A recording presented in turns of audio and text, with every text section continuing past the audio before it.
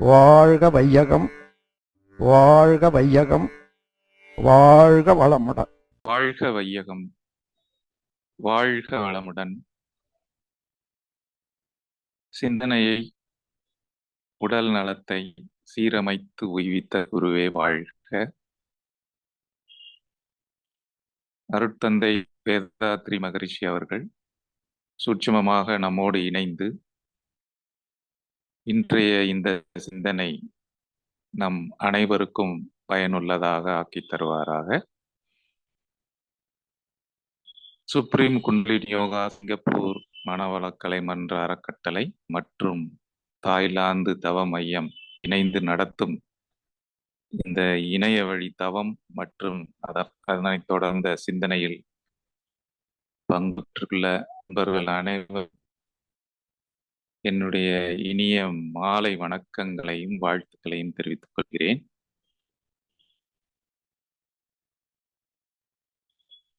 ஐயா செல்வராஜ் ஐயா ஃபோன் பண்ணி இந்த மாதிரி சிந்தனை ஒன்று கொடுக்கணும் அப்படின்னு சொல்லும்போது போன வாரமே பேசுறதா இருந்தது. அப்புறம் வேற சில அலுவல்கள் வந்ததுனால அடுத்த வாரம் நம்ம பேசிக்கலாம்னு சொல்லியாச்சு. பொதுவா இப்படி ஒரு சிந்தனை விளக்கம் கொடுக்கும்போது ஒரு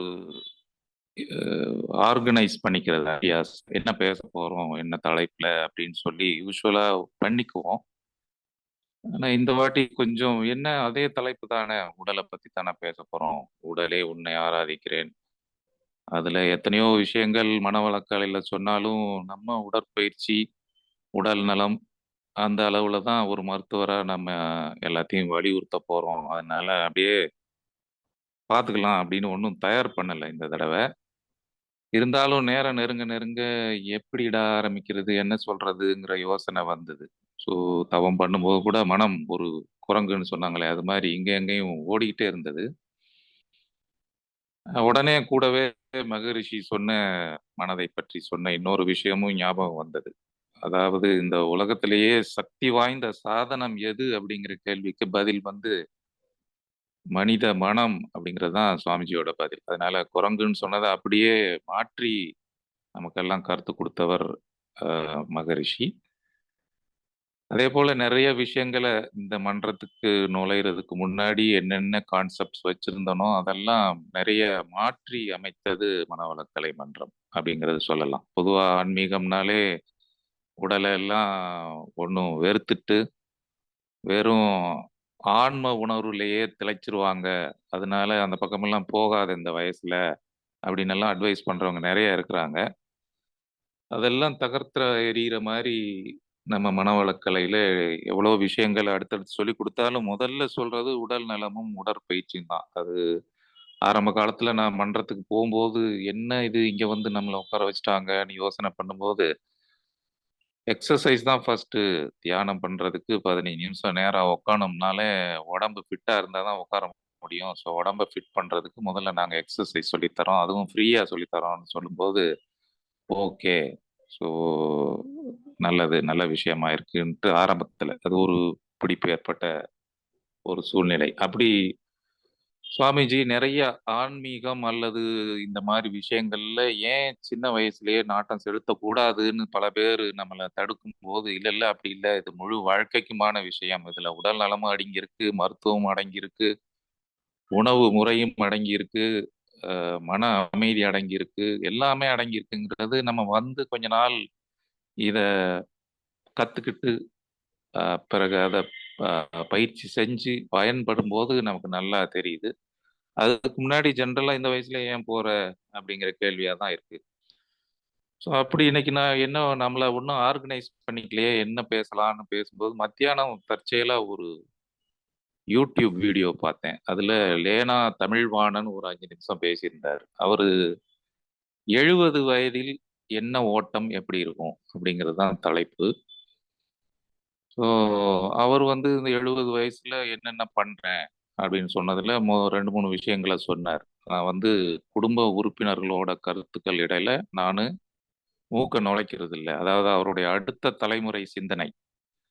அவங்க எடுக்கிற முடிவு கண்டிப்பா போய் முட்டு சத்துல போய் நிக்கும். சிக்கலான ஒரு முடிவு எடுக்குறாங்கன்னு நல்லா தெரிஞ்சா கூட நான் வந்து அவங்க முடிவுல தலையிட மாட்டேன். அன்லெஸ் கேட்டால் ஒழிய அட்வைஸ் பண்ண மாட்டேன் அப்படின்னு சொன்னாரு. பேட்மிண்டன் ரெகுலரா விளையாடுறேன். 70 வயசானாலும் இன்னும் நான் விளையாடுறேங்கிறத யாரும் நம்ப மாட்டாங்க. என் கூட விளையாடுறவங்கல்ல எல்லாம் 30, 40, 50 வயசுல உள்ளவங்க தான் இருக்கிறாங்க. உடற்பயிற்சி அவசியம். பிறகு உணவு, ஒத்துக்கிறாத உணவுன்னா கண்டிப்பா அத நம்ம தவிர்க்கணும். அப்புறம் எவ்வளோ வயசானாலும் நமக்குன்னு ஒரு சம்பாத்தியம் வச்சுக்கணும். அது ஒருத்தர் காரைக்குடியில எங்கேயோ ஒரு 90 வயது மேல உள்ள ஒருத்தர பார்த்ததாகவும், அவரு அந்த வயதிலயும் தொடர்ந்து உழைச்சுக்கிட்டு இருக்காருங்கிற விஷயத்தையும் சொன்னாரு. கூடவே இன்னொரு அட்வைஸ் சொன்னாரு. அதாவது உங்க பிள்ளைங்களுக்கு எல்லாத்தையும் எழுதி குடுத்துட்டு, அவங்க கால்ல இருக்கிற மாரி பாக்காதீங்க. எப்படா உங்கள வெளியேத்தணும்னு இருப்பாங்க அப்டின்ட்டு. இப்படியெல்லாம் விஷயங்கள கேட்ட உடனே எல்லாம் மனம் பற்றிய விஷயங்களா தான் இருக்கு. மனம் நம்ம பிறந்ததிலிருந்து ஒரு கட்டத்திலயும் எப்படியெல்லாம் அது மாறி அமையுது, உறவுகளுக்குள்ள எப்படியெல்லாம் அது பிஹேவ் பண்ணுது அப்படிங்கிற விஷயத்த தான் சொன்னாரு. நம்ம மனவளக்கலை பயிற்சிய தொடர்ந்து மனம் அப்படிங்கிறதுக்கான விளக்கம், அப்புறம் எண்ணங்களின் தொகுப்பு தான் மனம். அப்புறம் எண்ணம்னா என்ன? மனத்துக்கு ஒரு அலை நீளம், அலை வரிசை அப்படியெல்லாம் சுவாமிஜி குடுத்ததெல்லாம் ஆழமா ஆராய்ந்து பார்த்தா, இந்த 7 நிமிட வீடியோ நமக்கு நல்லா புரிஞ்சிரும். ஆனா இது வந்து நுட்பமான விஷயம். மேலாக கேட்கும்போது ஈஸியா இருக்கும். ஆனா அத பயன்படுத்தணும்னு வரும்போது நமக்கு அந்த நுட்பம் புரியாது. நுண்மை அறிந்தால் உண்மை விளங்கும்னு சுவாமி சொன்ன மாரி, நுண்மை நமக்கு தெரியணும். நுண்மைனா என்ன அப்டின்னா, ஒரு உதாரணத்துக்கு, இப்போ ஒரு முள்ளு உள்ள கடிகாரம் இருக்கு இல்லைங்களா? அதுல வந்து மணி காட்டுற முள்ளு, நிமிடம் காட்டுற முள்ளு, நொடி காட்டுற முள்ளு 3 இருக்கும். இந்த நொடி காட்டுற முள்ளு அசைறத நம்ம நல்லா பார்த்துரலாம். நிமிடம் காட்டுற முள்ள வந்து ரொம்ப கூர்ந்தா வேணா கூர்ந்து பார்த்தா வேணா நம்ம அப்ரிஷியேட் பண்ணலாம். ஆனா, அந்த மணி காட்டுற முள்ளு வந்து எப்போ 12லேருந்து 1 வந்ததுன்னு தெரியாது. தொடர்ந்து பார்த்துக்கிட்டே இருந்தா கூட, அது ரொம்ப நுட்பமா அந்த நிகழ்வு உதாரணத்துக்கு சொல்றேன். இப்படி சுவாமிஜி சொன்ன விஷயங்கள்ல இன்னும் ஆழமா, நுட்பமா நெறைய விஷயங்கள் இருக்கு. நமக்கு எல்லாருக்கும் புரியிற மாரியான ஒரு உதாரணம் அந்த நுண்மை. இந்த நுண்மை அறிந்தால் தான் உண்மை விளங்கும். அதுபோல இந்த உடல் நலம், இன்னைக்கு சுகாதாரம் அப்படிங்கிறதுல நம்ம விஞ்ஞான அளவுல அல்லது பொதுவான பார்வை என்ன வச்சிருக்கிறோம்? ஆனா உண்மையிலேயே இந்த உடல் எப்படி இயங்கிக்கிட்டு இருக்குங்கிற 2 விஷயத்த தான் இப்ப ஆராய்ச்சி பண்ண போறோம். விஞ்ஞானத்துல கடந்த 30, 40 வருடங்களாக நான் ஒரு ஸ்பீச்லயும் இதத்தான் சொல்றேன். எப்படி வளர்ந்திருக்கு மருத்துவ உலகம். அதாவது ஒரு எம்பிபிஎஸ் படிச்ச டாக்டர் எல்லா வியாதிகளையும் ஹேண்டில் பண்ண ஒரு சிச்சுவேஷன்ல இருந்து, இப்போ துறை, உறுப்பு சார்ந்த துறைகள், ஆர்கன் பேஸ்டு ஸ்பெஷலைசேஷன் அப்படி வளர்ந்துருச்சு. அது விஞ்ஞான வளர்ச்சியின் காரணமாக. இப்ப நம்ம எல்லாருக்கும் தெரியும். 50 வயது மதிக்கத்தக்க வயசுல இருக்க எல்லாருக்குமே, சின்ன வயசுல நமக்கு எல்லாம் ஊர்ல ஒரு 4, 5 எம்பிபிஎஸ் டாக்டர் இருப்பாங்க. எல்லாத்தையும் அவங்க தான் பார்ப்பாங்க. பெரும்பாலும் எனக்கே ஞாபகம் இருக்கு. எங்க அப்பா எல்லாம் எங்களுக்கு ஃபீவர்ன்னு வந்தா கூட்டு போனா, ஒரு பெனிசிலின், ஒரு டெட்ராசைக்ளின் அது மாரி 2, 3 கலர் மருந்து தான் வச்சிருப்பாங்க. அந்த டாக்டர் எல்லாத்தையும் ட்ரீட் பண்ணுவாரு. அவர் சொல்றத முழுசா எல்லாரும் நம்புவாங்க. ஸோ, அவர் தான் ஃபேமிலி பிசிஷியன். அவரா பார்த்து மதுரைக்கு நாங்க எல்லாம் திருமங்கலத்துல இருந்தோம் மதுரைக்கு பக்கம். பெரியாஸ்பத்திரின்னு சொல்லுவாங்க. அவரால ட்ரீட் பண்ண முடியலன்னா, அந்த மாரி பெரிய இடங்களுக்கு அவர் சொன்னா, எல்லாரும் மொத்தமா போயிருவாங்க. ஆனா, இன்னைக்கு அப்படியே கான்செப்ட் விஞ்ஞான வளர்ச்சினால, உறுப்புக்கள் சார்ந்த துறையாக மாறிவிட்டது. Organ based specialisation. உதாரணம் நம்ம எல்லாருக்கும் தெரியும். கண்ணுக்கு தனியா மருத்துவர், மூக்குக்கு தனியா மருத்துவர், காது, மூக்கு, தொண்டை, அப்புறம் கார்டியாலஜி, இதயம், நுரையீரல், நாளமில்லா சுரப்பியல், கைனகாலஜி, மகப்பேறு மருத்துவம், அப்படி இன்னும் துறைகள அடுக்கிக்கிட்டே போகலாம். இன்னும் கூடுதலா அந்த துறைகள் விரிஞ்சுக்கிட்டே இருக்கு. இப்போ புதுசா பிறந்த குழந்தைகளுக்கு ஆப்பரேஷன் பண்ணணும், மயக்கம் குடுக்கணும்னா, அதுக்கே தனியா துறைகள் வளர்ந்துகிட்டு இருக்கு. இது வந்து கால ஓட்டத்துல விஞ்ஞான வளர்ச்சியின் காரணமாக துறைகள் விரிஞ்சுக்கிட்டே போகுது. ஸோ, ஒரு மருத்துவரால எல்லா துறைகளிலும் இருக்கிற விஷயத்த ஆழமா தெரிஞ்சு வைத்தியம் பண்ண முடியாது. அதனால அப்படியே விரிவாயிட்டே போகுது. அதனால முன்னாடி வந்து மருத்துவர்கள் எல்லா உறுப்புகளையும், எல்லா மண்டலங்களையும், எல்லாத்தையும் பத்தி கொஞ்சம் கொஞ்சம் தெரிஞ்சு வச்சிருந்தாங்க. That was something about everything. இப்போ எவ்ரிதிங் அபௌட் சம்திங். அதனால இப்போ எண்டோக்ரினாலஜிஸ்ட்ட போனீங்கன்னா, அவர் உள்ளத மட்டும் பார்த்துட்டு, இன்னொரு புதுசா செஸ்ட்ல ஒரு கம்ப்ளைண்ட்ன்னா, நீங்க எதுக்கும் ஒரு கார்டியாலஜிஸ்ட்ட பாருங்க, அல்லது பல்மனாலஜிஸ்ட்ட பாருங்கன்னு சொல்லி அனுப்பிருவாரு. ஸோ இப்படி ஒரு பக்கம் இந்த விஞ்ஞான வளர்ச்சி இருக்கு. ஆனா, இந்த நுட் இந்த இத பத்தி உடல் எப்படி இயங்குங்கிற நுட்பம் தெரியாதனால தான் சிக்கல் வந்துருச்சு அப்படின்னு சுவாமிஜி சொல்றாரு. அது வந்து ஒரு பாடல் மூலமாவே தெய்வம், உயிர், ஜீவகாந்தம், திருநடனம், மறைபொருள் தெரியாமலே உலகம் திகைத்து சிக்கல் ஏற்றது. இதுல நம்ம ஜீவகாந்தத்த மட்டும் உடல் இயக்கம் எப்படி நடக்குது? உயிர்னா என்ன? உயிர்லேருந்து வர்ற காந்தம் எப்படி இந்த உடலை இயக்குது? பிறந்ததுல இருந்து இறக்குற வரைக்கும். அந்த நுட்பம் தெரியாதனால தான் அந்த சிக்கல். ஸோ இப்படி துறைகள் விரிந்ததுனால என்ன டிஸ்அட்வான்டேஜ் நமக்கு அப்படின்னா, ஒரு கம்ப்ளைண்ட்டுக்காக நம்ம 4, 5 டாக்டர் கிட்ட போனோம். அப்ப 4, 5 டாக்டர் கிட்ட போம்போது, அவங்க அவங்கவங்க துறைய மட்டும் பார்த்துட்டு, என் டிபார்ட்மெண்ட்ல ஒண்ணும் பிரச்சனை இல்ல. இன்னொரு டிபார்ட்மெண்ட்ல போய் பாருங்க அப்படின்னு சொல்லிட்டு, இப்ப நாள்தோறும் பார்க்குறோம். நாங்க ஹாஸ்பிட்டல்ல தான் இருக்கிறதுனால, ஸோ எங்க டிபார்ட்மெண்ட்ல ஒண்ணும் இல்ல. இருந்தாலும் இப்படி பாருங்க. ஒரு வழியில நல்லது. இப்போ இங்கிலாந்து வெளிநாடுகள்ல வெஸ்டர்ன் கண்ட்ரீஸ் மாரி எல்லாமே அரசாங்கமே செலவ ஏத்துக்கிறது. அவங்க ஹாஸ்பிட்டலுக்குள்ள நுழைஞ்சதுலேருந்து வெளிய போற வரைக்கும் எல்லா செலவையும் அவங்களே பார்த்துக்குவாங்கன்னா, எத்தன கன்சல்டன்ட்ட வேணாலும் பார்க்கலாம். ஆனா சூழ்நிலை இங்க அப்படி இல்ல. ஸோ அது ஒரு சிக்கல். அதேபோல நம்ம நெறைய புதுசா வர்ற ட்ரீட்மெண்ட்டு அல்லது காஸ்ட்லியா இருக்கிற ட்ரீட்மெண்ட்டு, பெருசா ஏசியோட கட்டப்பட்ட ஹாஸ்பிட்டல்ஸு, நெறைய பார்மசிஸு இப்படிதான் போய்க்கிட்டே இருக்கு. இது ஒரு பக்கம் வருத்தம் அளிக்கக்கூடிய சூழ்நிலை. ஸோ இப்படியெல்லாம் சொல்லி இதெல்லாம் இது வந்து முழுமையான ஆரோக்கியம் ஏதாவது பிரச்சனை வந்ததுக்கு அப்புறம் போய் சரி பண்றது. ஆனா சுவாமிஜி அந்த உடலோம்பலும், உடற்பயிற்சியும்ல இதைத்தான் சொல்றாரு. நவீன மருத்துவ விஞ்ஞானம் கூட பிரச்சனைகளை சரி செய்வது என்ற அளவிலேயே நின்று விட்டது. ஸோ வருவதற்கு முன் தடுப்பது அப்படின்னு ஒண்ணு இருக்கு அப்படின்னு சொல்றாரு. ஆனா அந்த வருவதற்கு முன் தடுப்பது எவ்வளவுதான் சொன்னாலும் பெரும்பாலும் நம்ம எல்லாம் அந்த 40 வயசு, 45 வயசு பெரும்பாலும் சின்ன வயசுலயே இப்ப இந்த 50 பேர் கலந்துக்கிட்ட இந்த குரூப்ல கூட எல்லாரும் ஒரு 40, 45 வயசு மீறினவங்களா தான் இருப்போம். சின்ன வயசுல இருந்தாங்கன்னா ரொம்ப சந்தோஷம். ஸோ வந்த பின் போக்கிக் கொள்வது அப்படிங்கிறத விட வரும் முன் தடுப்பது நல்லதுன்னு எல்லாருக்கும் தெரிஞ்சாலும், நிஜமாவே ஏதாவது ஒண்ணு இழந்ததுக்கு அப்புறம் தான் நமக்கு வந்து கொஞ்சம் அத வந்து மீட்டுக்கணும் அப்படிங்கிற அந்த ஞானம் வருது.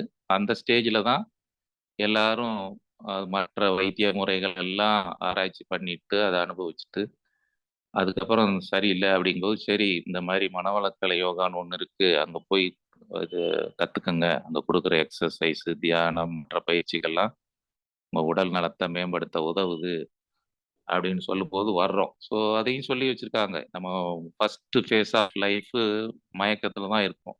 40 வயசு வரைக்கும் இந்த உடம்ப என்ன வேணாலும் படுத்தலாம். அது நம்ம வந்து கூடயே வரும் அப்படிங்கிற ஒரு மயக்கத்துல இருப்போம். ஸோ 40, 45, 50 வயசு ஆகும்போது உடல்ல ஏதாயாலும் அந்த லேட்டன்ட், பேட்டன்ட்ன்னு சுவாமிஜி சொல்ற மாரி, இப்ப சயின்ஸ்ல அது கன்ஜெனிட்டல் அல்லது ஹெரிடிட்டரி பரம்பரையா வர்றது, பிறவியிலேயே வர்றதுன்னு சொல்றோம். சுவாமிஜி வந்து அது வினைப்பதிவுகள், அது காலத்தால வெளிப்படும் அப்படின்னு சொல்றாரு. ஸோ இந்த காலகட்டத்தில என்ன அப்படின்னா, பல்வேறு வியாதிகள் அ எ ஒரு 30 வருஷத்துக்கு முன்னாடி 60 வயசுல தான் வரும் அப்படின்னு இருக்கிறதெல்லாம், இப்ப வந்து கொஞ்சம் முன்னாடி 40 வயசு, 35 வயசுலயே வருது. ஸோ இதெல்லாம் ஆ கால மாற்றம். ஸோ அதனால அந்த பிரிவென்ஷன் இஸ் பெட்டர் தேன் கியூர்ங்கிற கான்செப்ட் எத்தன தடவ நமக்கு சொன்னாலும், பெரும்பாலும் பிரச்சனை வந்து அதுக்கான வைத்தியத்தெல்லாம் பார்த்து முடிச்சுட்டு, அதுல எல்லாம் குறையல அப்படின்னு இருக்கும்போது, சரி மன்றம்னு சொன்னாங்க, அங்க வந்து பார்க்கலாம். அப்படின்ற அளவுல தான் பெரும்பாலும் வருவாங்க. பட் சின்ன வயசுலயே வந்துட்டாங்கன்னா, ரொம்ப சந்தோஷம்.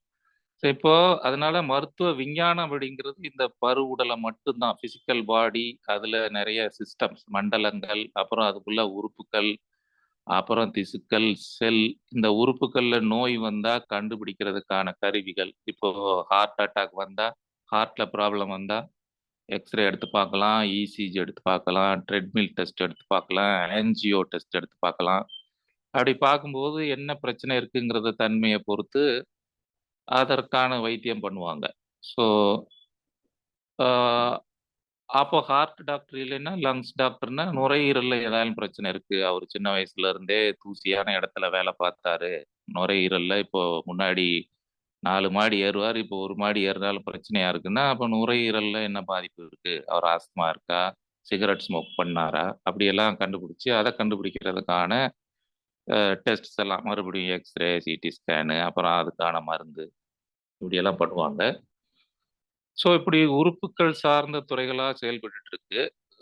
சுவாமிஜி கொடுக்கிற உடல் அமைப்பு, உடல் விஞ்ஞானம் அத மட்டும் நம்ம ஒரு பாடல் மூலமா அத பார்க்கலாம். பார்த்தோம்னா, இதுல மொத்த விஷயமும் நமக்கு பிடிபடும். அப்புறம் ஏன் உடற்பயிற்சிய வலியுறுத்தணும்?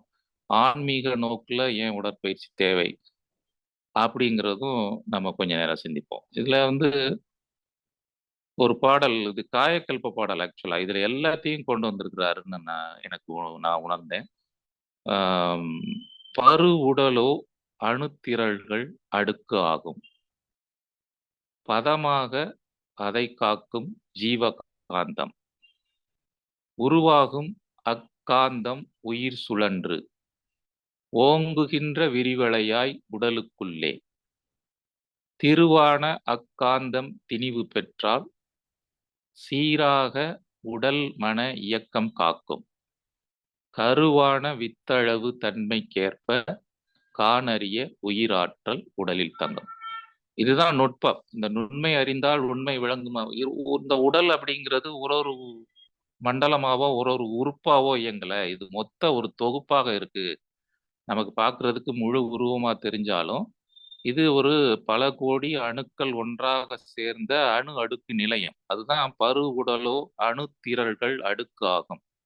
அடுத்து இந்த செல்கள் எல்லாம் எப்படி ஒண்ணோட ஒண்ணு இணைஞ்சு இருக்கு அப்படிங்கிற விளக்கத்த தான் பதமாக அதை காக்கும் ஜீவகாந்தம். ஸோ நம்ம உடல் ஓம்பலும் உடற்பயிற்சின்ற புஸ்தகத்துல உடலை பத்தி பேசும்போது இந்த பரு உடல் என்பது பல கோடி அணுக்கள் ஒன்றாக சேர்ந்த அணு அடுக்கு நிலையம். அது ஒரு கொத்து இயக்கம். ஒரு ஒரு அணுவும் ஒன்றோடொன்று ஒட்டப்பட்டவோ கட்டப்பட்டவோ இல்லை. ஸோ அப்ப ஈர்த்து பிடிக்கிறது எதுங்கிறது அதுதான் பதமாக அதை காக்கும் ஜீவகாந்தம். அதுக்கப்புறம் சொல்லுவாரு சுவாமிஜி, ஒரு ஒரு செல்லும் ஒரு ஒரு தொழிற்சாலை போல் இயங்குகிறது. நம்ம இந்த பருவுடலை சயின்டிஃபிக்கா அப்படியே பிரிச்சுட்டே போம்போது, அந்த மண்டலங்கள், உறுப்புக்கள், திசுக்கள், செல்கள் அப்படின்னு பிரிக்கும்போது, செல்லுக்குள்ளார இருக்கிற அந்த நியூக்ளியஸ், அதாவது அணுக்கரு, அதுக்குள்ளார இருக்க குரோமோசோம், அதுதான் ஜீன். அதான் நம்மளுடைய பாரம்பரிய தன்மை. நம்ம குழந்தை பிறக்கும்போது தாத்தா மாரி, அப்பா மாரி, அம்மா மாரி இருக்கு.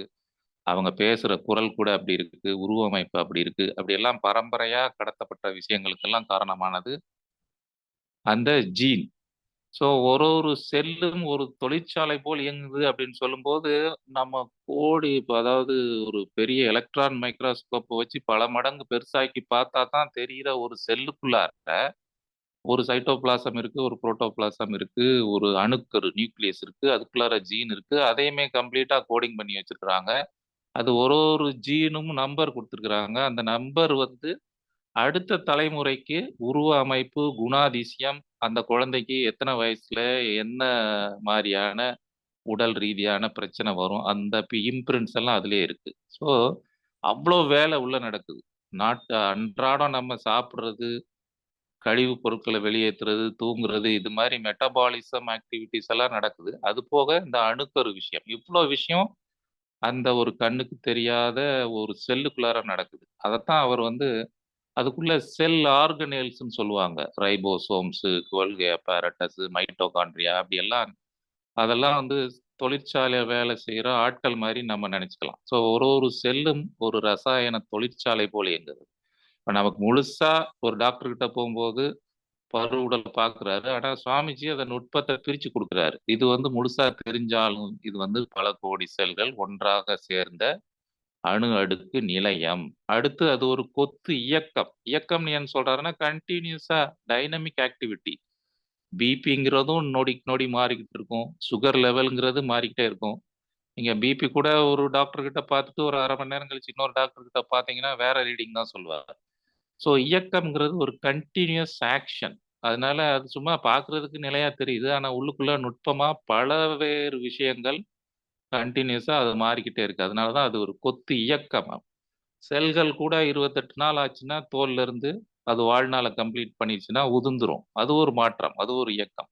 இப்ப சிகப்பு அணுக்கள் அப்படிங்கிறது ரத்தத்துல ஓடுறது 120 நாள் வரைக்கும். 80ல இருந்து 120 நாள் அதுக்கு ஒரு லைஃப் அப்படின்னா, இன்னைக்கு 120வது நாள கம்ப்ளீட் பண்ண அந்த ரெட் பிளட் செல்லு அன்னைக்கு லைஸ் ஆயிடும். அன்னைக்கு அது அழிஞ்சிரும். அது மாரி ஒரு ஒரு உறுப்புகளுக்கும் வெளியில தெரியறதும் சரி, நம்ம சாப்பாடு போற பாதை அல்லது காத்து போற பாதைக்குள்ளார இருக்கிற ஒரு ஒரு செல்லுக்கும் ஒரு வாழ்நாள் நிர்ணயிக்கப்பட்டிருக்கு.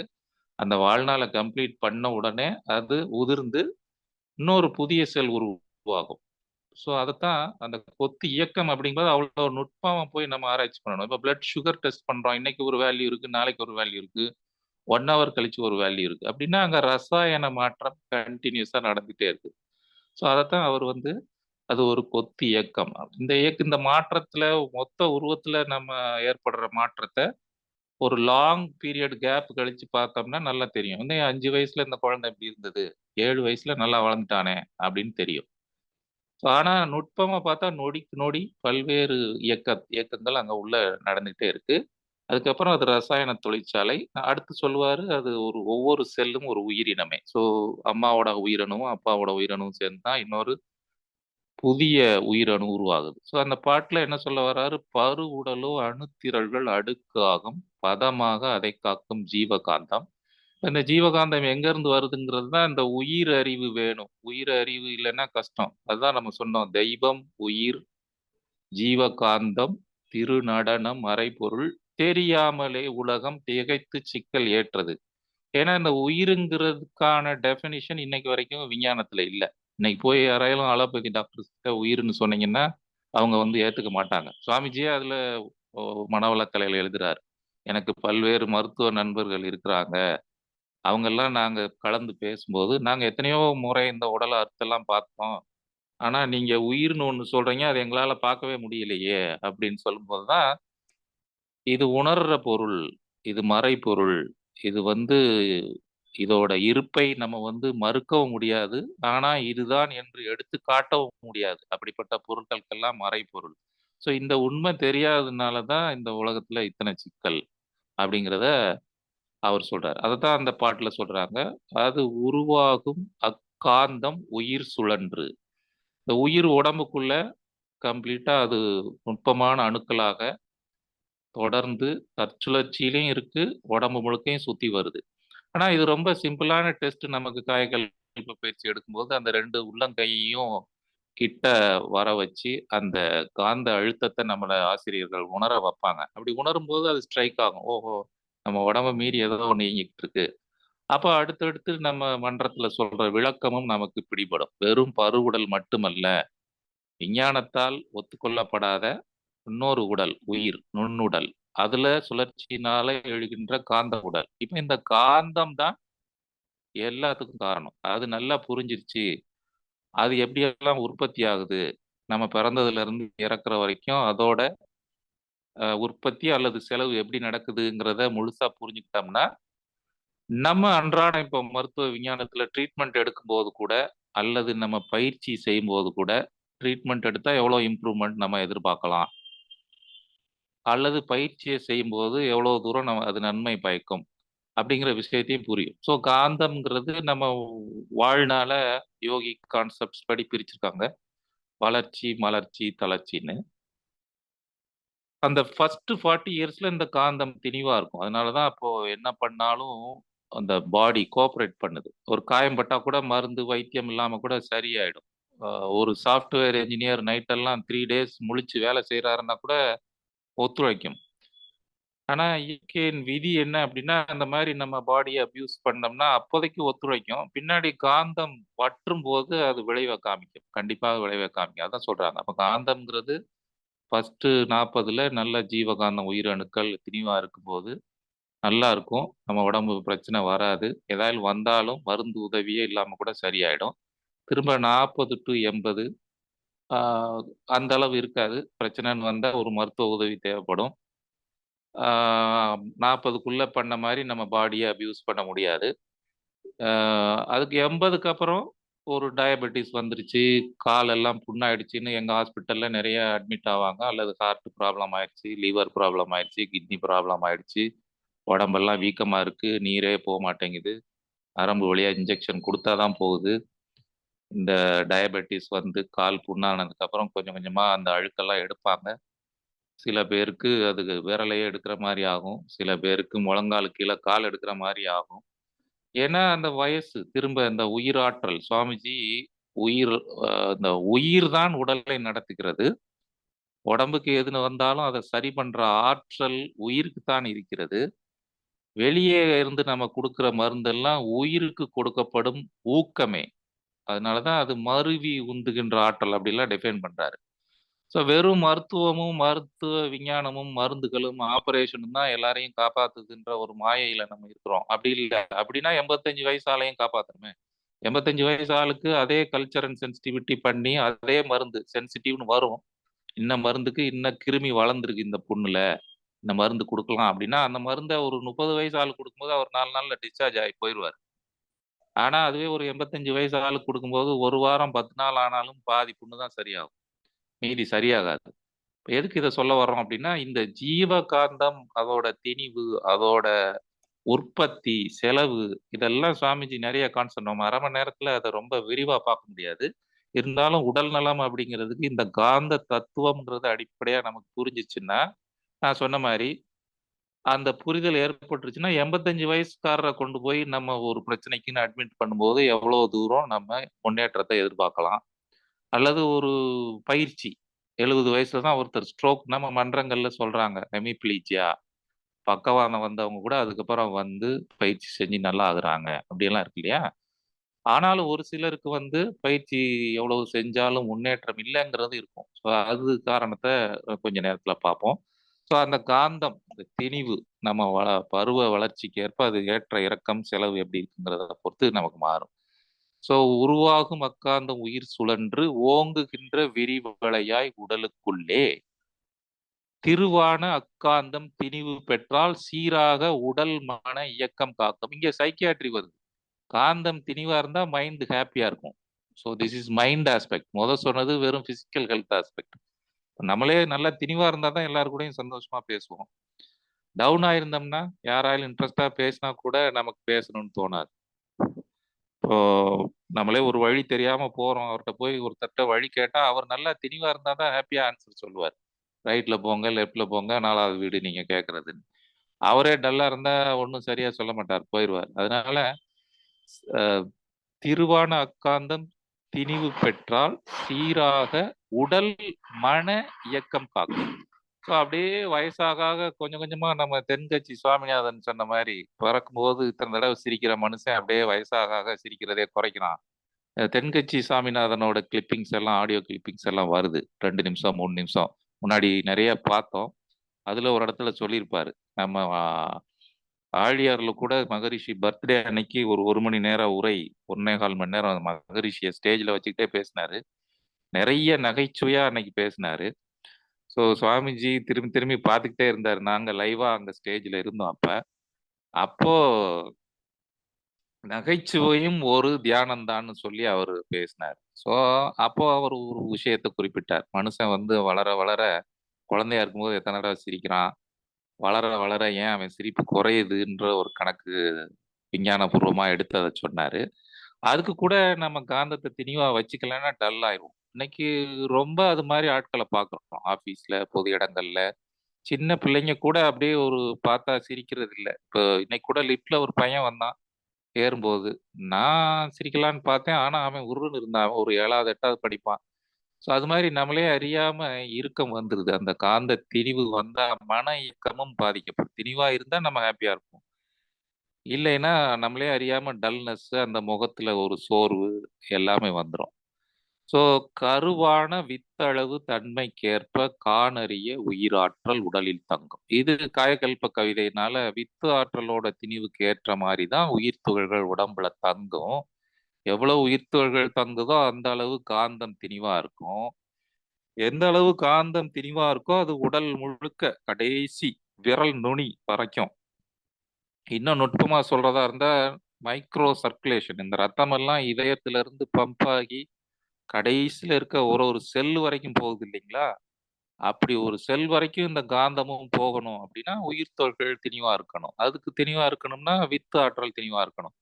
அப்படி கடைசி வரைக்கும் ஆ போகணும். அப்ப திணிவு அதத்தான் அவங்க சொல்றாங்க. "கருவான வித்தளவு தன்மைக்கேற்ப காணரிய உயிராற்றல் உடலில் தங்கும்." ஸோ நம்ம இப்ப நான் மெயினா இப்போ மகரிஷியோட கான்செப்ட்ட நம்ம ஏன் எல்லாரும் புரிஞ்சுக்கணும், அத புரிஞ்சுகிட்டு பயிற்சிய செய்யணுங்கிறது, இன்றைக்கு விஞ்ஞான உலகத்துல நெறைய மருத்துவம், ட்ரீட்மெண்ட்டுங்கிற பேர்ல நெறைய கன்ஃப்யூஷன் நடக்குறதுங்கிறது என்னுடைய கருத்து. தாழ்மையா நெறைய பேரோட கருத்து. இப்ப ஓப்பனா அது மாரி வெளிவர ஆரம்பிச்சுட்டாங்க எல்லாரும். நம்ம தேவையில்லாத விஷயங்களுக்கு மருத்துவர்கள நாடுறோம் அப்படிங்கிறது ஒண்ணு. தானா இயற்கையிலேயே ஒரு 3 நாள், 4 நாள்ல சரியாகும்.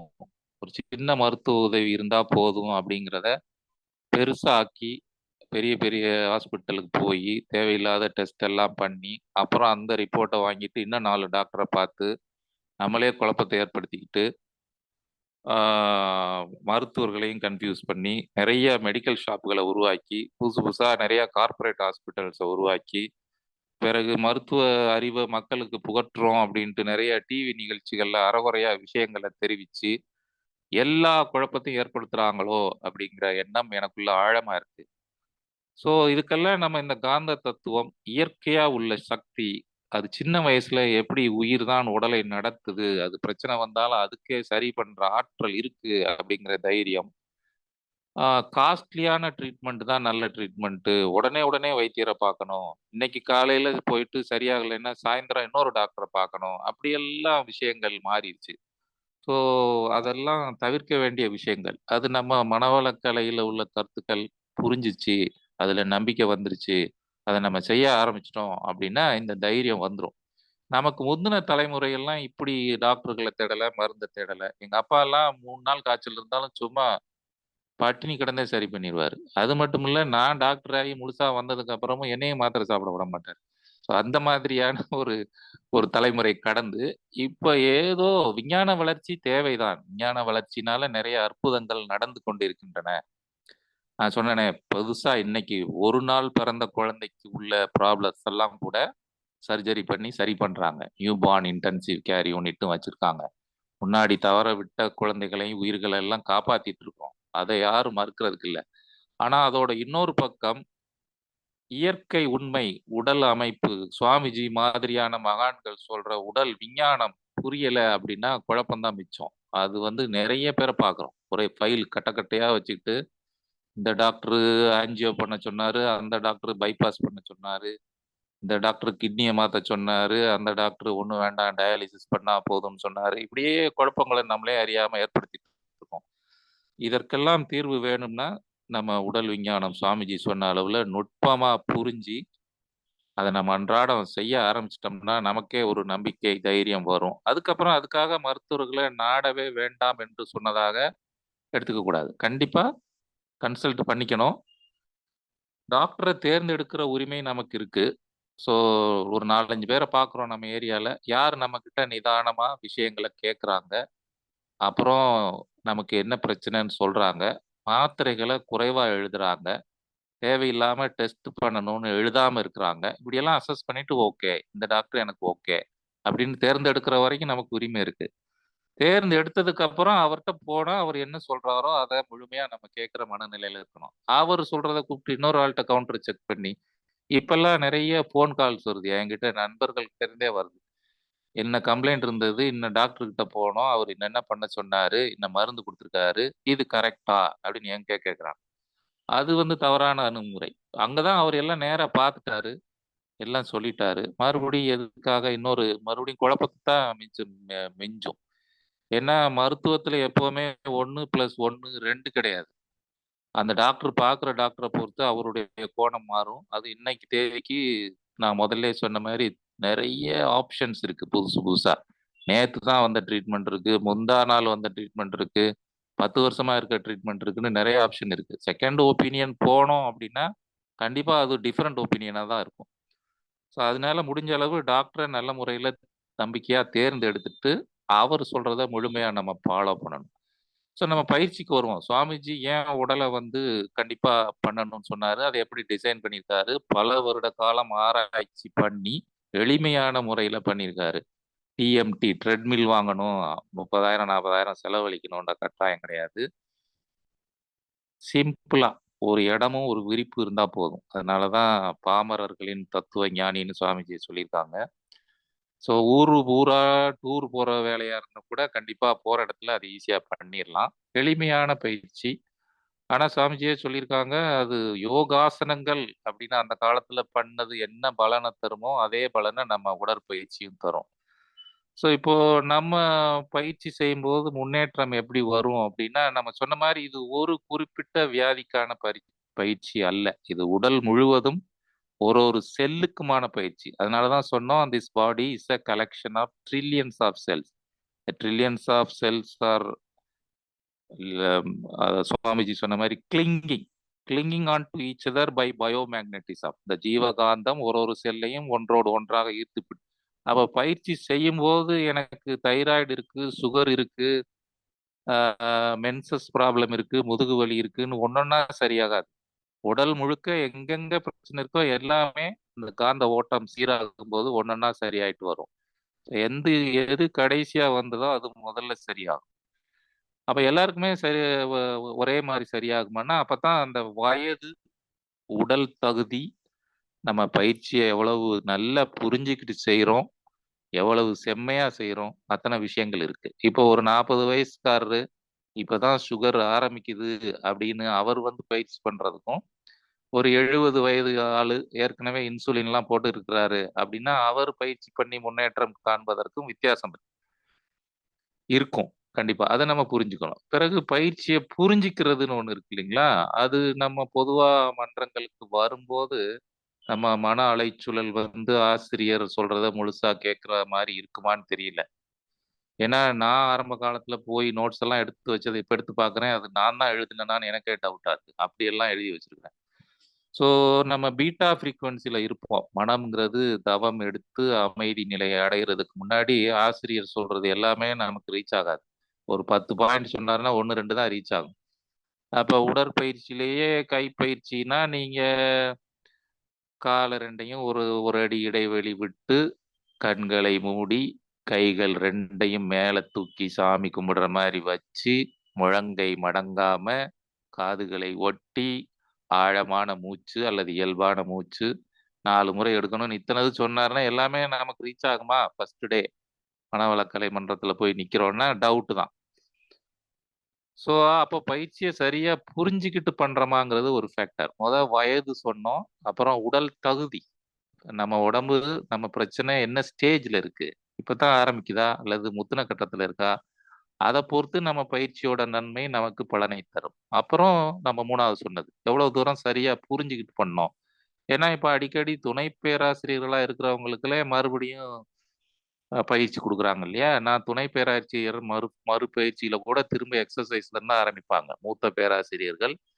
இவங்கெல்லாம் சரியா புரிஞ்சிருக்காங்களா? அப்படிங்கிறத மறுபடியும் செக் பண்ணுவாங்க. ஸோ, அப்படி துணை பேராசிரியரானவர்களுக்கே அந்த மாரி ஒரு செக் மெக்கானிசம் வைக்கணும் அப்படின்னா, ஃபர்ஸ்ட் மன்றத்துல வந்து எக்ஸர்சைஸ் கத்துக்கிட்டவங்க எல்லா பாயிண்ட்ஸையும் புரிஞ்சுகிட்டு பண்ணுவாங்கன்னு சொல்ல முடியாது. ஸோ, அதுதான் எவ்வளவு தூரம் புரிஞ்சுகிட்டு பண்றோம். இப்படி எல்லாத்துக்கும் ஒரு டெர்ம்ஸ் அண்ட் கண்டிஷன்ஸ் இருக்கிற மாதிரி, சுவாமிஜியோட உடற்பயிற்சிய பண்ணுனா எவ்வளோ முன்னேற்றம் வரும் அப்படிங்கிறதுக்கு இந்த influencing factors, terms and conditions இதெல்லாம் இருக்கு. அப்புறம் ஏன் பண்ணணும்? எங்க தாத்தா, பாட்டி எல்லாம் எக்ஸர்சைஸா பண்ணாங்க. நான் ஏன் பண்ணணும் அப்படின்னா, அப்பதான் தற்காலத்திற்கு ஏற்ற யோக முறை. அவங்கெல்லாம் தாத்தா, பாட்டி எல்லாம் எல்லாமே உடல் உழைப்புல பண்ணாங்க. சுவாமிஜி சொல்ற மாரி உடற்கருவிகள், பாடி பார்ட்ஸ்னா உடற்கருவிகள் தான் சொல்லுவாரு. ஸோ கருவினாலே ஆட்டோமேட்டிக்கா அதுக்கு ஒரு லைஃப் இருக்கு. அதுக்கு ஒரு மெயின்டெனன்ஸ் ஷெட்யூல் இருக்கு. இப்போ வாஷிங் மெஷின்னா ஒரு கருவி. 10 வருஷம் வருமா? 15 வருஷம் வருமா? ஓகே. ஏஎம்சி போடணும். Annual maintenance contract. அவர் மாசம் மாசம் அந்த மெக்கானிக் வந்து 3 மாசத்துக்கு ஒருக்கா வந்து பார்த்துட்டு, அ அப்படி பண்ணா தான் 15 வருஷம் வாஷிங் மெஷின் வரும். சுவாமிஜி நம்ம கை, கால் எல்லாத்தையும் உடற்கருவிகள்னு சொல்றாரு. அப்ப அதுக்குமே ஒரு life, prescribed life. Yogic concepts படி 120 வருஷம் இருக்கணும் நம்ம. பட் ஆவரேஜ் லைஃப் எக்ஸ்பெக்டன்சி கம்மியா தான் இருக்கு. அப்ப மெயின்டெனன்ஸ் அப்படின்னா என்ன அப்படின்னா, தாத்தா பாட்டிக்கெல்லாம் மெயின்டெனன்ஸ் அவங்களுடைய அன்றாட இயல்பு வாழ்க்கையே மெயின்டெனன்ஸா இருந்தது. நடந்து போனாங்க, மாடிப்படி ஏறுனாங்க, துணி துவைச்சாங்க, நெல் அவிச்சாங்க, மாவு அரைச்சாங்க, தோசை சுட்டாங்க, எல்லாம் கலப்பைய புடிச்சாங்க, மூட்டை தூக்குனாங்க. இப்படி அடுக்கிக்கிட்டே போலாம். ஆனா, இன்னைக்கும் அதே மாரி தொடர்ந்து செய்றவங்க, உடல் ஃபிட்னஸ்க்கு பயிற்சிய செய்யணுங்கிற அவசியம் இல்ல. நான் போன ஸ்பீச்ல அவங்களுக்கு மனவளக்கலை பயிற்சியே தேவையில்லைன்ற மாரி சொன்னேன். அப்ப ஒரு அம்மா ஃபீட்பேக்ல அழகா சொன்னாங்க. "இல்ல அவங்களுக்கு மனத பற்றிய விஷயம் தெரியணும்னா, கண்டிப்பா பயிற்சி வேணும்." அது மாதிரி இப்ப இன்னைக்கு தேதிக்கு எல்லா வேலை பார்த்தாலும் ஒரு குறிப்பிட்ட உடல் அவயங்களை இயக்குற மாரி தான் இருக்கும். ஒரு வாட்ச் மெக்கானிக்னா அவரு அந்த ரிஸ்ட், ஹேண்ட் கை, மணிக்கட்டு, அப்புறம் கண்ணு, அவர் கண்ல போட்டிருக்க லென்ஸ், ஒரு லைட் சோர்ஸ் வச்சிருப்பாரு. அதுதான் பண்ணுவாரு. இப்ப கம்ப்யூட்டர் என்ஜினியர் காமனா இருக்கு. Software engineers. எல்லாருக்கும் கழுத்து, முதுகு, கண்ண சுத்தி கருவளையம் விழுந்துருது. 45 வயசுல அப்பாடா சாமி போதும்டா வேலை பார்த்ததுன்னு விட்டுட்டு ஓடுறவங்க, மனநிலையில இருக்கிறவங்க நெறைய பேர் இருக்காங்க. ஸோ ஏன் தாத்தா, பாட்டி செய்யல நம்ம செய்யணும் அப்படின்னா, ஆ காலப்போக்குல நம்மளுடைய உடல் உறுப்புகளோட இயக்கம் குறைஞ்சிருச்சு. அதனால நமக்கு விருப்பம் இருக்கோ இல்லையோ, தினமும் 1 மணி நேரம் நமக்காக செலவழிச்சு, நம்மளுடைய உடல் உறுப்புகள் எல்லாத்தையும் இயக்கணும். அது பிரிவென்டிவ், ப்ரமோட்டிவ், கியூரேட்டிவ். அதாவது தடுக்கிறதுக்கு, அல்லது மேம்படுத்துறதுக்கு, அல்லது வந்த பிரச்சனைய போக்குறதுக்கு 3 ஆஸ்பெக்ட்லயும் நம்ம பயிற்சிகள் உதவும். ரொம்ப எளிமையான பயிற்சி அதுதான் important. Without any costly things. நான் நெறைய மன்றங்கள், அது நெறைய அமைப்புகள்ல 3 நாள், 4 நாள்னு பயிற்சி நடத்திட்டு 5000, 6000 கலெக்ட் பண்றவங்கலாம் இருக்கிறாங்க. பொதுவா நம்ம மனநிலை வந்து காஸ்ட்லியா இருக்கிற இடம் தான் நல்ல இடம் அப்படின்னு ஒரு நெனப்பு இருக்கும். அதனால இங்க என்ன மனவளக்கலை மன்றத்துல பைசா வாங்காம தான் பண்றாங்க. அல்லது நாங்க படிக்கும்போதெல்லாம் ரூ. 150 அவ்வளோதான் வாங்குவாங்க. அதுக்கு 2 நாள் சாப்பாடு போட்டுருவாங்க, டீ குடுத்துருவாங்க, கிளாஸ் எல்லாம் நடத்துவாங்க. அப்படி பார்க்கும்போது ரூ. 150க்கு என்னத்த சொல்லி தந்துற போறாங்க? அப்படிங்கிற ஒரு எண்ணம் சில பேருக்கு வரும். அப்படி இல்ல. ஆ இது சிறப்பான பயிற்சி. ஸோ காலப்போக்குல நமக்கு விருப்பம் இருக்கோ இல்லையோ, நமக்காக அந்த 24 மணி நேரத்துல 1 மணி நேரத்த, அதுவும் குறிப்பா அதிகாலையில 5 மணி அந்த டைம்ல செய்ய முடியும் அப்படின்னா, அது போல சிறப்பான விஷயம் வேற ஒண்ணும் இல்ல. ஸோ குறிப்பா ஒயிட் காலர் ஜாப் வேலையே இல்ல. இப்ப நாங்கலாம் உட்கார்ந்து எழுதிக்கிட்டே தான் இருக்கிறோம். ஃபைலு அல்லது கேஸ் பார்ப்போம். அவ்வளோதான். எங்களுக்குன்னு உடல் உழைப்பு ஒண்ணும் இல்ல இப்போதைக்கு. அது மாரி இன்னைக்கு நெறைய பேர் அதத்தான் விரும்புறாங்க. அது லாங் ரன்னுல அது உடல் நலத்த கண்டிப்பா பாதிக்கும். ஸோ எனக்கு தெரிஞ்சு எங்க ஸ்டாஃப் நர்ஸ் ஒரு ரிட்டயர் ஆனாங்க. நான் கேகே நகர்ல வேலை செய்யும்போது. எல்லாரையும் வீட்டுக்கு கூப்பிட்டாங்க. போனோம். போனா அவங்க எல்லார் கூடயும் உட்கார்ந்து ஜாலியா பேசிட்டு இருக்கிறாங்க. உள்ள இருந்து டிஃபனு, காஃபி எல்லாம் வந்துகிட்டே இருக்கு. "என்ன சிஸ்டர் நீங்க இங்க இருக்கிறீங்க? உள்ள யாரு எல்லாத்தையும் அனுப்புறான்னு?" "எங்க அம்மா" அப்படின்னாங்க. பார்த்தா அவங்க 85 வயசாயிட்டு, அவங்க கிச்சன்ல இவங்கள விடவே மாட்டாங்களாம். ஸோ இந்த உடல் உறுப்புகளை தொடர்ந்து அவங்க இயக்கத்திலே வச்சிருக்காங்க. 85 வயசுலயும் பொண்ணு ரிட்டயர் ஆகும்போது, அவங்க வந்து அந்த சமையல் எல்லாம் பண்ணி எங்களுக்கு குடுத்தாங்க. நான் சில வருஷங்களுக்கு முன்னாடி இது சொல்றேன். அது மாரி வேலை செய்றது எதுக்கு உடம்பு வலிக்குதுன்னு நெனைக்கிறதுக்கு இல்ல. வேலை செய்ய அல்லது உடல் உறுப்புகளை இயக்குறது, அந்த உறுப்புகளோட ச குவாலிட்டி அண்ட் லைஃப சஸ்டெயின் பண்றதுக்கு அல்லது லாஞ்சிவிட்டிய இன்கிரீஸ் பண்றதுக்கு. அது சுவாமிஜி எளிமையா எல்லா உறுப்புகளையும் starting from head to foot உச்சி முதல் பாதம் வரை ஒரு ஒரு செல்லையும் நம்ம உற்சாகப்படுத்துற மாரி அல்லது ஊக்கப்படுத்துற மாரியான பயிற்சி. இன்னும் ஆழமா அந்த அனாட்டமி எல்லாம் தெரிஞ்சா, அவரு கண் பயிற்சி, மூச்சு பயிற்சி எப்படியெல்லாம் டிசைன் பண்ணியிருக்காருங்கிறது நமக்கு நல்லா புரியும். ஸோ அப்படி செய்யணும். இப்ப கடைசியா ஒரு பாயிண்ட்டு, இப்போ மனவளக்கலை அப்படிங்கிறது ஒரு ஆன்மீக இயக்கம். அது வந்து உயிருணர்வு பற்றி பேச வேண்டிய இடத்துல, "என்னய்யா எப்ப பார்த்தாலும் உடல பத்தி பேசிட்டே இருக்கிறீங்கன்னு" சில பேர் கேட்கறாங்கன்னு, அந்த உடலோம்பலும் உடற்பயிற்சிங்கிறதிலேயே ஒரு இடத்துல எழுதியிருக்கிறார் சுவாமிஜி. ஒண்ணு நம்ம வந்து நம்ம அளவுக்கு உடம்ப நல்லா வச்சுக்கிட்டோம்னா, அடுத்தவங்களுக்கு பாரமா இருக்க மாட்டோம் இல்லையா? அது ஒண்ணு. சமுதாயத்துல இருந்து இன்னொரு ஆள் நம்மள பாத்துக்கிற மாரி, சிக் ஆயிட்டோம்னா ஹாஸ்பிட்டல் போணும். அங்க ஒரு பொருள் செலவு, இன்னொரு ஆள நம்பி இருக்கணும். அங்க ஒரு ரிசோர்ஸ நம்ம வேஸ்ட் பண்றோம். அப்படிங்கிற மாரி இருக்கு. ஸோ நம்ம உடம்ப நல்லா வச்சிருக்கணும் அப்படின்னு நினைக்கிறது சுயநலம் ஆகாது. இந்த உடல் என்பது சமுதாயத்தின் சொத்து. அத கெடுத்துக்கிறதுக்கு நமக்கு உரிமை இல்ல. அதனால எல்லாரும் அவங்கவங்க உடம்ப நல்லா பார்த்துக்கங்க. இப்போ பகவத்கீதையிலிருந்து சொன்னதா ஒரு பேராசிரியர் சொல்லி கேட்டேன். தர்மத்திலேயே சிறந்த தர்மம் எது அப்படின்னா, சுய தர்மம்னு சொல்றாங்க. நம்மள முதல்ல நல்லா பார்த்துக்கிறது தான் தர்மத்திலேயே சிறந்த தர்மம். நம்மள நல்லா பார்த்துக்கிட்டோம்னா, அதுக்கப்புறம் தான் நம்ம மத்தவங்களுக்கு ஏதாவது ஹெல்ப் எக்ஸ்டெண்ட் பண்ண முடியும்னா, எக்ஸ்டெண்ட் பண்ண முடியும். இல்லைன்னா நம்மளே டவுனா இருந்தா யாருக்கும் ஒண்ணும் பண்ண முடியாது. ஸோ சுய தர்மம் அல்லது சாமிஜி சொல்ற நம்ம நல்லா இருக்கணும். நம்ம மட்டும் நல்லா இருக்கணும்னு நெனைச்சா டேஞ்சரு. நம்ம நல்லா இருக்கணும் அப்படின்னு நெனைக்கிறது சுயநலம் ஆகாதுன்னு தெளிவா நான் ஆன்மீகத்துல உள்ள நுழையறதுக்கு முன்னாடி நெறைய கான்செப்ட்ஸ் வச்சிருந்தேன். அதெல்லாம் மாறுனது அப்படின்னு சொன்னதுல இதுவும் ஒண்ணு. ஓஹோ! பரவாயில்லையே! இதையும் சொல்றாங்க. ஆன்மீகம்னா நம்மள கவனிக்காம சும்மா எல்லாரையும் கவனிச்சுட்டு இருக்கணும் போல இருக்குன்னு நெனைச்சோம். ஆனா இங்க மாத்தி சொல்றாங்களே! அப்படிங்கிற அந்த அனுபவம் எனக்கு கிடைச்சது. அது போக கூடுதலா சுவாமிஜி இப்போ உடற்பயிற்சியில ஆரம்பிச்சு தியானம், காயகல்பம், அகத்தாய்வு, அப்புறம் வாழ்க்கை நோக்கம்னா என்ன? இறைநிலை உணர்தல்பாங்க. அதை முதல்ல திருவான்மியூர்ல போய் M A. Yoga for human excellence class attend பண்ணும்போது, இது என்ன இறைநிலை உணர்தலா? இதுக்கு என்ன அர்த்தம்? ஒண்ணுமே புரியல எனக்கு. சரி, ஓகே சொல்றாங்கன்னு ஆன்சர்லாம் எழுதிட்டு வந்துட்டோம். ஸோ அப்படி இறைநிலை உணர்தல் அப்படின்னா, இறைநிலைன்னா என்ன சொல்றாரு சாமிஜி? செயல் விளைவு தத்துவம்னா என்ன சொல்றாரு? எல்லாமே சரியா தான் நடக்குது அப்படிங்கிற அந்த செயலுக்கேற்ற விளைவு வருது. ஒண்ணொண்ணுலயும் ஒரு நுட்பமா நடக்குது. நீ கூர்ந்து கவனிச்சேன்னா அத உணர முடியும். எந்த விஞ்ஞானமோ, எந்த டியூஷனோ, எந்த ப்ரீச்சிங்கோ இத அறியறதுக்கு உதவாது அப்படியெல்லாம் சொல்றாங்க. ஸோ நம்ம அனுபவத்துல அப்படியே ஒண்ணொண்ணா அவங்க சொல்றதெல்லாம் நம்ம செஞ்சு பார்த்து, 1 தடவ, 2 தடவ, 3 தடவ இல்ல. ஒரு தடவையும் ஆழமா நம்ம தவம் பண்ணி, மனத அமைதி நிலையில வச்சு, ஒரு காரியத்த செய்யும்போதோ, அல்லது ஒரு சில உள்ளுணர்வு கிடைக்கும்போதோ, அல்லது ஒருத்தர வாழ்த்தும்போதோ, நமக்கு கிடைக்கிற அனுபவங்கள் ரொம்ப ஆச்சரியமா இருக்கு. எனக்கு அது தொடர்ந்து கிடைச்சது. என்னுடைய ஆஃபீஸ்லயும் சரி, பர்சனல் லைஃப்லயும் சரி. அதனால அப்போ அத உணர்றதுக்கு இந்த மாரி விஷயம் லேசாலாம் உணரல. ஆரம்பத்துல நான் தான் ரொம்ப விமர்சிச்சேன், மனவளக்கலைய. என் ஒய்ஃப் தான் எனக்கு எல்லாத்தையும் சொன்னா, "இங்க போங்க, போங்கன்னு." விருப்பம் இல்லாமலே போயிட்டுருந்தேன். அப்போ அவள எதிர்த்து நெறைய சொல்லுவேன். "என்ன நீ? நான் ஒரு டாக்டரு. நான் வந்து என்னென்னமோ மனசுல வச்சிருக்கேன். தொழில் ரீதியா பண்ணணும்னு. நீ வந்து எனக்கு சம்மந்தம் இல்லாத இடத்துக்கு சொல்லிட்டு இருக்க." அப்படின்னு அ பேச்சு வரும்போது நெறைய விமர்சனம் பண்ணியிருக்கிறேன். அ நம்ம மன்றத்தையும், இயக்கத்தையும் பண்ணியிருக்கிறேன். அதுக்கப்புறம் கிடைச்ச அனுபவங்கள் ரொம்ப நுட்பமானவை. ஸோ, அதனால அதுக்கப்புறம் அப்போ அது எடுத்த உடனே அத ஏத்துக்கல. பல வருடங்கள் ஆயிட்டு, ஆமா சொன்னது கரெக்ட் தான். ஆ நடக்குது. நுட்பமா நடக்குது. அது கன்சிஸ்டன்ட்டா நம்ம மனசுக்கு அது அனுபவமா கிடைக்கிறதுக்கு ஒரு கால நீளம் தேவைப்படும்.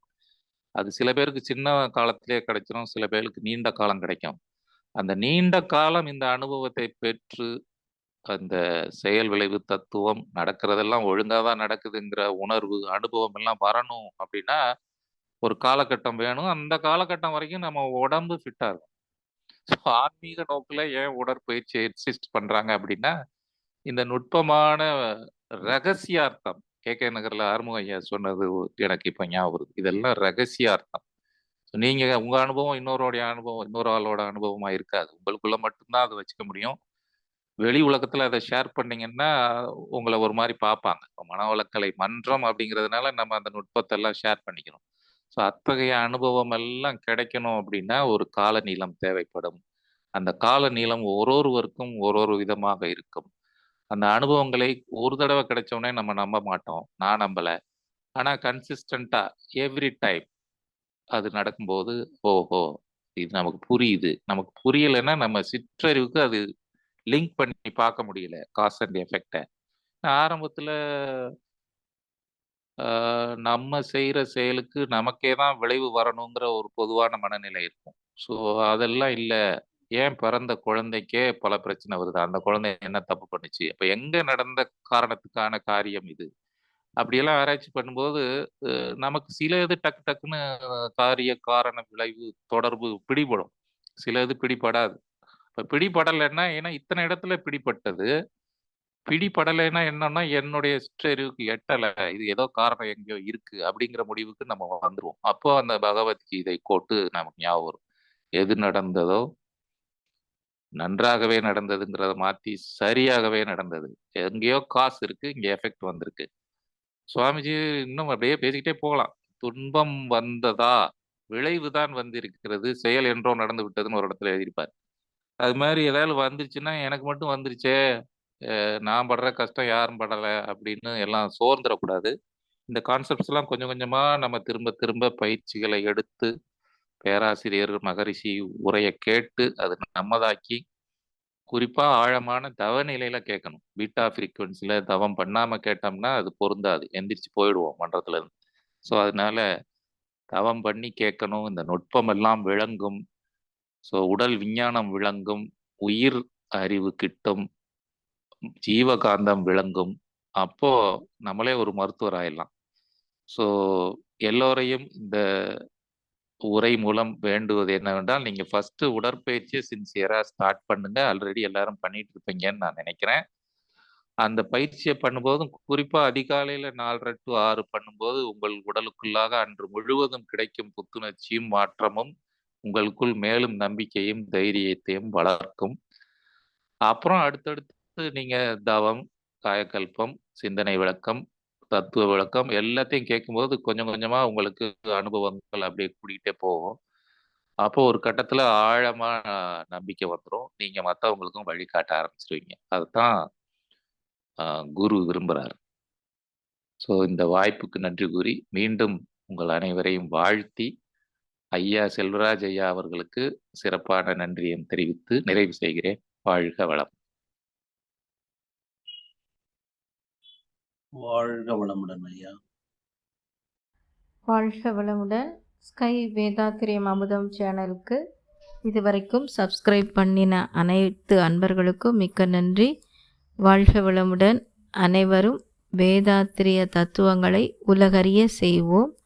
இந்த சேனலை உங்கள் அன்பர்கள் அனைவருக்கும் ஷேர் செய்து பயன்பெறுங்கள். நன்றி. வாழ்க வளமுடன்.